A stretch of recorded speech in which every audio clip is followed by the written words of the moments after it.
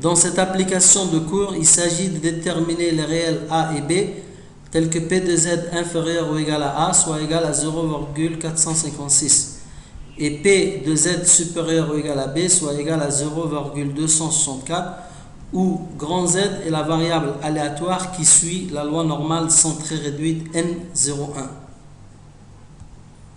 Déterminons d'abord le réel A. Pour cela, utilisons le menu statistique de la calculatrice, ensuite la touche F5, distribution, ensuite la touche F1 normale,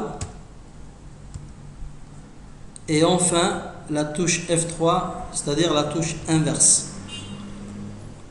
La touche F1, c'est-à-dire lift, c'est un mot en anglais qui signifie gauche, permet de déterminer le réel A tel que P de Z inférieur ou égal à A.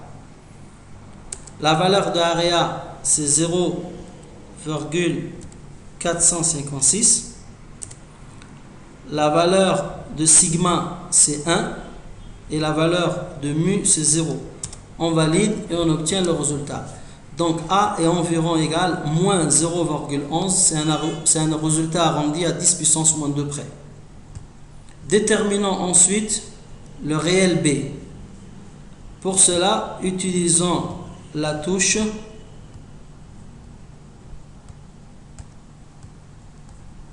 right cette fois-ci. Right, c'est un mot en anglais qui signifie droite. Donc cette touche permet de calculer, de déterminer le réel B tel que P de Z supérieur ou égal à B. La valeur de area va changer. Cette fois-ci, c'est 0,264. Sigma, c'est toujours 1. Mu, c'est 0. On valide et on obtient le résultat. Donc B est environ égal 0,63. C'est un arrondi à 10 puissance moins 2 près. Dans la deuxième question, il s'agit de déterminer le réel C tel que P de Z soit compris entre moins C et C. Pour cela, nous allons utiliser la touche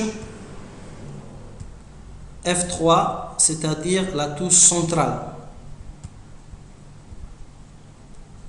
Area vaut 0,67 parce qu'il s'agit de déterminer C tel que P de Z compris entre moins C et C soit égal à 0,67. Donc la valeur de area c'est 0,67. Sigma c'est 1, mu c'est 0, on valide et on obtient la valeur de C. Donc C est environ 0,97. C'est un résultat arrondi à 10 puissance moins 2 près.